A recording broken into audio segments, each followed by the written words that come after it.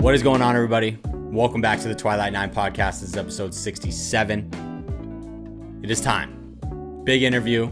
12-time PGA Tour winner, 2-time Masters champion, a Mr. Bubba Watson. He's on the show today to talk about his new book, Up and Down, Victories and Struggles in the Course of Life. It was a fantastic conversation with the lefty. You're going to want to stick around and listen. About 25 minutes, half an hour. We talk about everything mental health in golf, mental health in sports, his battle with his own demons. It was fantastic. So stick around. Without further ado, Mr. Bubba Watson. All right, folks, we're here. 12-time PGA Tour winner, 2-time Masters champion, author, Up and Down, Victories and Struggles in the Course of Life, Mr. Bubba Watson. Bubba, how we doing? I'm doing good, man. I'm hanging in there day by day. Yeah, a couple long days in a row, meeting with everybody on the face of the earth, talking about it. Yes, for sure. It's been it's fun, but at the same time, it's a long couple of days. But at the end of it, it's always fun, and to be able to do these things, it's been a fun ride, but yeah, grueling ride, I guess. Yeah, a lot of places to tell your story, so that's awesome. But I do want to jump into it because this book is going to have an impact on a lot of people, and that's where I kind of want to start. Before you sat down to actually write, construct this thing, was there a moment where you said to yourself, I want to use my platform, get my story out there, tell what I went through, and maybe that will help somebody else out there get through their own battle? 100%. That's the reason why I wrote the book. I didn't want to write a golf book, like who cares about a golf book? I want to help people. And if I can help one person, that's worth it. And that person could be me, could be my wife, it could be my friend, it could be somebody that I've never even met before.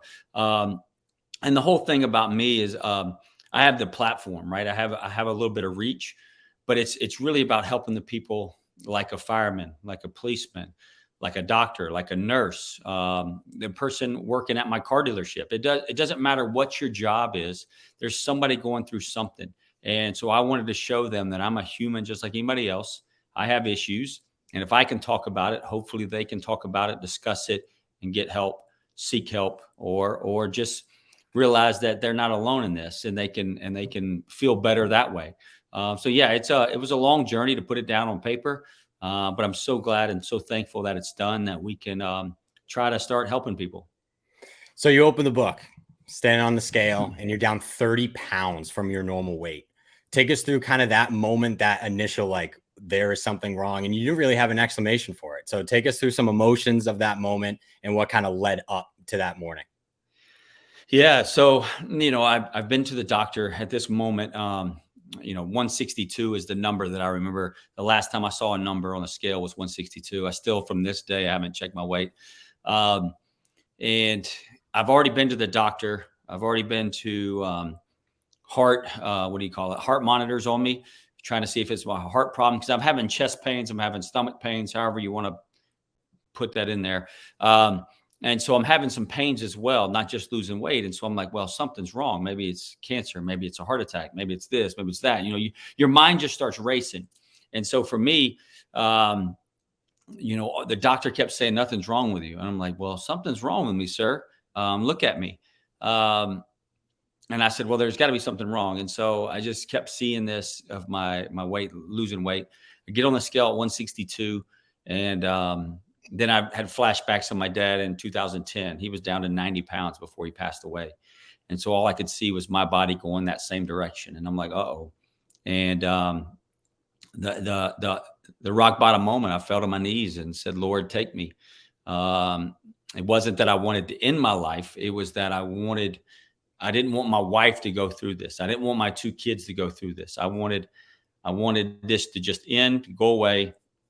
I don't have to deal with it. They don't have to deal with it. It's just done. And then when I said those things in my head, it starts resonating, and it starts going through your head and bouncing around. And you're like, wow, hold on a second. If I only have a few minutes to live, if I only have a day to live, or a week to live, or 3 months, a year, 2 years, whatever that number is, I better go be the best I can be for my wife. I better go be the best I can be for my kids. And instead of pouting for 10 minutes, why not go give 10 minutes, my best 10 minutes to my wife, my best 10 minutes to my kids, and let them understand that daddy loves them, that he cares for them. And I hope their life turns out great. And so those are the things that started rattling around in my head. And so got me off the floor. I mean, it was a hard moment. That was rock bottom in my life. People couldn't help me. What do you mean they can't help me? There's something wrong with me. And so it was a stressful moment, and that obviously added more stress because we don't know the answer. And it was the mental stuff. It was the mental pressure, mental anxieties, mental things going on in my life. And I was letting it eat me inside. I was letting it dictate how I felt because I want to be loved. And when social media, when I'm not living up to my own expectations on top of that. So, there's a lot of things that add to this one blow up moment. It wasn't like just a one moment in time. It's a bunch of things added up, and that just keeps building and building and building. And here we are now on my hands and knees praying that the Lord would take me. And so that's where the book starts. The book wants to hit you hard, to let you know, like, I'm a human being just like everybody else, and that I have faults. I have a few positives, but I have a lot of faults as well. And I'm trying to grow. I'm trying to put one foot in front of the other every morning that I wake up. Every morning is a blessing when I take a breath, and I got to put one foot in front of the other. And here we are talking about it. Hopefully somebody can see this and understand it and do the same thing I'm trying to do every morning, try to make it a blessing. And you mentioned the difficulty of not having answers, right? You can't go to anybody. No one knows what's wrong with you. How important is your wife, Angie, during this entire process, having her by your side the entire time? Wow, she's very important. I mean, this is the wife. This is the lady that I married. I mean, this is 17 years of marriage now, 20 years together. You would think that she knows all about me. 2017, I let it all out. I told her everything. Instead of her knowing roughly 90% of my life, now she knows 100%. And she knows that I have issues, not just the issues that people see, but the issues on the inside. And there's not a lot of studies about mental health that we need to dig into, that we can dig into. And so there was no really like, what do I need? And what I felt and what made me feel better and what took me out of that dark hole is talking and having my best friend. I'm married to my best friend. I can share whatever with her, and saw that she actually responded in a positive way, which gave me more confidence that I'm doing the right thing. And then, hopefully she feels the same way about me. She can discuss with me anything. And I handled it the right way so that she feels loved and respected. And so having her by my side, I mean, it helped me. It helped me tremendously that I can talk to my best friend, the lady that I sleep next to. I can talk to her and discuss things, and she doesn't judge me. Nobody wants to be judged on this earth. We all want to be just loved. And so I was trying to fight it off and try to hide it so that I wouldn't let my wife down, and then realizing that my wife loves me no matter what, as we've documented through all my downfalls throughout the internet, and now also in the book. She still loves me, still supports me. And you can't ask for a better wife, a better best friend, a better relationship than the person next to you, trusting you, loving you for your ups and your downs.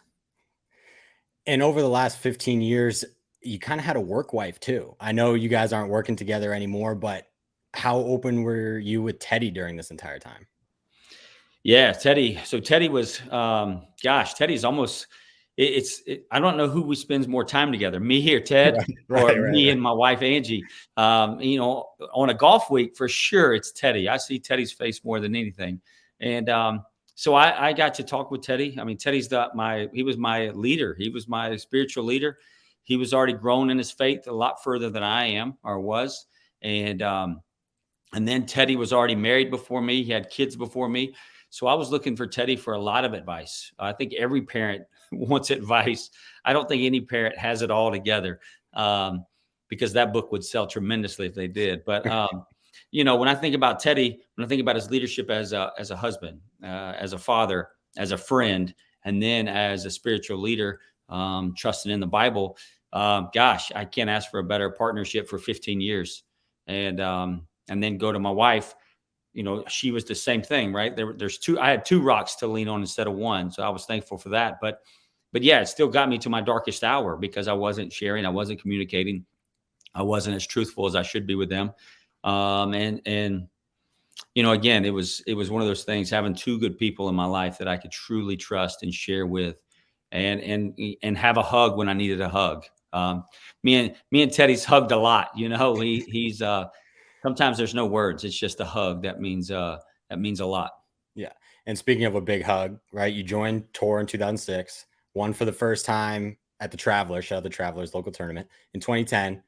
And then you get to Augusta National in 2012, right? 3-time PGA Tour winner. And at the end of the week, you leave with probably a very nice coat in your back seat. And all of a sudden, you're thrust to being one of the bigger names, recent champion, Masters champion on the PGA Tour. And all of a sudden, you're a golf star pretty much. And then again in 2014. What kind of impact did that make? Because no longer are you just another PGA Tour player. You're not only a major champion, you're a Masters champion.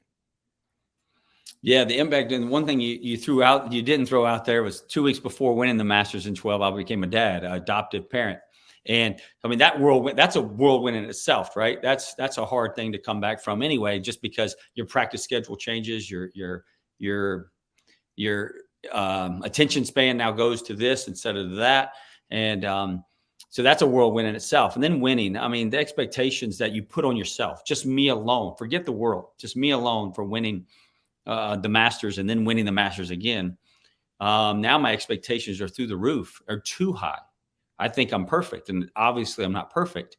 And but I want to be. In my mind, I want to be, and I want to be like, well, let's do it again. Let's do it again. It doesn't work that way, and I need to just take the process. I need to think about the process and how I got there. And then, the sponsors, the fans, the media outlets, the cameras and faces, you start adding up all these little pieces. And then you start adding up that my kids aren't listening. Am I being the best parent? Am I being the best husband?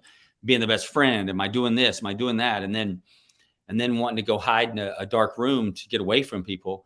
You add up all these pieces, and that's where it boils over. And then with the anxiety and stress of the pressures that I'm putting on myself about life, the smile that I have to put on when I go to the mall, when I go to Walmart, when I go to Target, when I go to Chick-fil-A, all these places, you always got to be this person that everybody believes in and believes in and sees, and Masters champion. And I'm like, I just want to eat my chicken sandwich, man. Right. And so, you put all these things start building, and they build differently in your head. For every person, it's different. But for me, all these pieces coming together started in 15. So 15, I started thinking about, I think the Olympics, that's about the time the Olympics started being talked about, or maybe just before. Yep. But now the Olympics points are starting. And so I wanted to be an Olympian. I mean, I've never dreamed of being an Olympic athlete. And then randomly, golf is now in the Olympics. And I'm up there in the top 10 in the world around this time. So I have a chance to make the Olympics. At the same time, I'm trying to make the Ryder Cup. And then I'm also world rankings, so I'm looking at all these different numbers, FedEx Cup and all these things, and dealing with stuff at my house, dealing with stuff at with my wife, dealing with stuff with my friends. Maybe Teddy's going through something. I mean, my friends are going through things. And so there's a lot of situations, and I'm still got to somehow not three-putt. And so with all these things going through my head, I started chasing the numbers, and the numbers of world ranking, the Olympics, the Ryder Cup, all these things. And then 16 happens. And so at this time, I'm losing weight. I'm losing all these things. My stomach's hurting, but I'm not talking about this publicly. And so I'm letting it build up. I'm letting it build up in my head and in my mind and in my body, my stomach. And instead of sharing, where now I can share freely, and I don't get anxious. I don't get nervous. I don't get stomach problems. I'm here talking to you as a human being, a failed human being, and I'm trying to get better. And 16 was the Olympics. So I made the Olympics, and then I didn't make the Ryder Cup. I became vice captain. But that lingers. You can't change overnight. There's no way to change mental problems overnight. There's no way to change the way you put pressure on yourself overnight. And so 17 was still a low point. And then 18 happened where you win 3 times, because I started seeing the positive signs of what I was doing was right. And randomly I won. I can't even believe I won 3 times in 18 after being not back to my fighting weight, not back to my muscle mass, all those things. But somehow in 18, we won 3 times. So it's a long journey. It doesn't happen overnight. You don't go to the black hole overnight, and you don't come out of the black hole overnight. So it was a long journey, and it's a long process.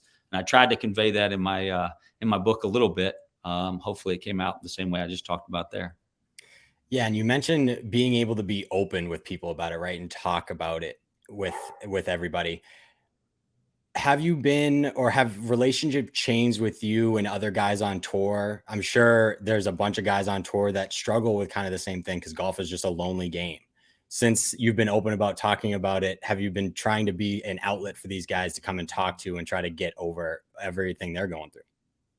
Yes, 100%. I've had golfers, I've had other athletes, I've had fans, I've had sponsors at golf tournaments, I've had workers on the PGA Tour, um, you know, volunteers. I've had at every avenue, even people that just stop me in the store now, they're like thanking me. And this is before the book came out. So they hadn't even read the book, right? Nobody even knows what I'm going to talk about in the book. I mean, people that are buying the book are just hoping the book is good, right?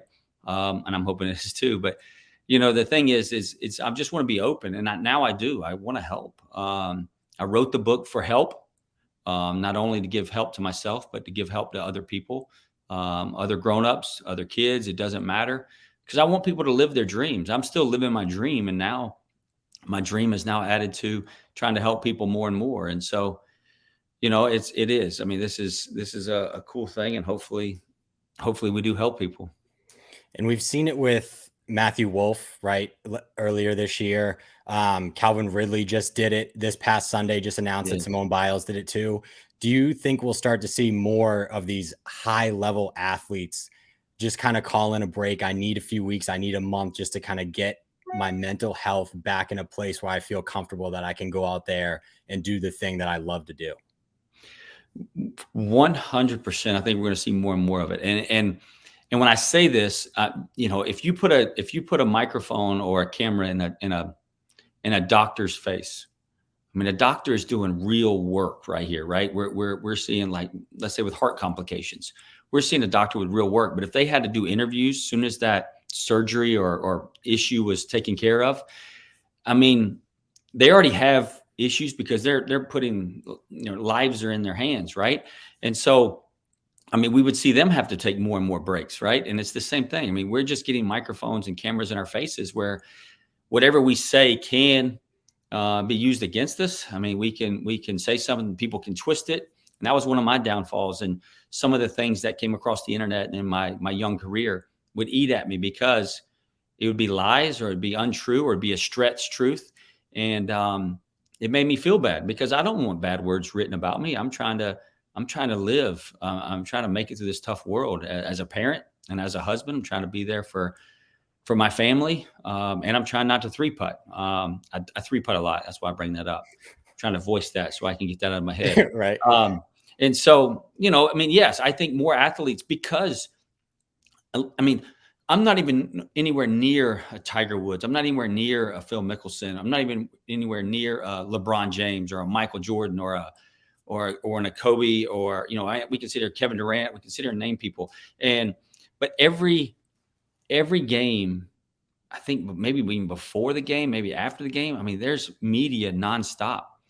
And luckily, I'm not at that level, or our sport is not at that level. They only talk to the people that play well in our sport. And doesn't matter in the NBA. They talk to you no matter if you are terrible that night or if you're great that night. And so, yeah, I think the team sports, it's going to get more and more. And football we've seen a couple of football players lately, take time away. And I think that's well-deserved. They're fighting their body. First of all, their bodies need rest, and your mind is part of your body. It needs rest. I mean, you just can't just answer questions all day. We're not educated enough. I didn't get an education in how to talk to the media the right way, and how to say the right things. I went to school to be a better golfer. They went to school to be better at football. And don't get me wrong, we do have educations, but putting a microphone right after we just had a battle on the golf course, or a battle on the football field, or on the basketball court, I don't have time to give you an educated answer. So it's very difficult. Yeah.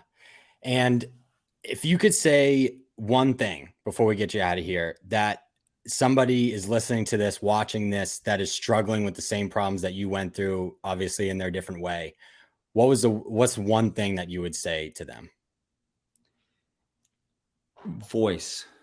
You have to voice it. You have to find, if you're married, if you're in a relationship, your girlfriend, your boyfriend, or your best friend, or you have to voice it to somebody and let that person know. You have to get it out, whatever that is. And it's not easy, no matter how big or how small the problem is. It's never easy voicing that and getting it out. But you have to find a couple of people in your life that you can truly trust. And that person that you're talking to, more than likely, has stuff they would love to get off their chest as well. So you'll be a sounding board for them as they're a sounding board for you. And that's the one thing that I know for a fact helped me tremendously, is when I finally voiced it and let it out of my own head, my own body. Yeah, because more than likely than not, it's going to not become like a venting to someone. It's going to be a conversation because they're probably going through something too. So that's awesome. More than likely, they're definitely going through something. Exactly. So on the lighter side, real quick, any goals for the upcoming season except finding somebody to pick up the bag? Exactly. Oh, man. The goal is always the same, right? Win. You can miss every single cut. I say this because I've never done that, but you can miss every single cut if you can just win one tournament. It's easy to say. I don't really believe it, though. I'm just going to tell you the honest truth. I want to make every cut, but at least win one time. The other goal would be a President's Cup, whatever that the team event is that year. And this year happens to be President's Cup. So I would love to be on the President's Cup team as a vice captain or as a player. It's so much fun just being on these teams. How you feeling about your Bulldogs? Oh my gosh, that's the only thing I do believe in. You know what I'm saying? Like that. Oh my God, they look so good. The Bulldogs defense, that number 99, I've been blessed enough to go to the Auburn game and sit on the sidelines, and that number 99, that is a grown man. They're a problem. He is super fast. What is he? 6'5", 6'6", 340. I've never seen a grown man move that fast at that size. Someone shouldn't. It should that size, and then someone shouldn't be able to move that quick when they're that big. It's got to be legal. I just throw a flag. I'd be like, that guy can't do that. I know that guy can't. I know he can't do that. Exactly. All right, Bubba. Well, thank you for joining us. Everybody listening, go get his book, Up and Down. It's fantastic. Can't wait to dive into it. Bubba, thank you for being with us today. And that is it, guys. That's the interview with Bubba Watson. It was amazing to have him on the show. Be on the lookout for these big interviews about monthly. We don't have a Thursday of the month picked out, but sometime each month we're going to have a big interview for you guys. It's going to be very, very exciting. But I'll talk to you guys next time.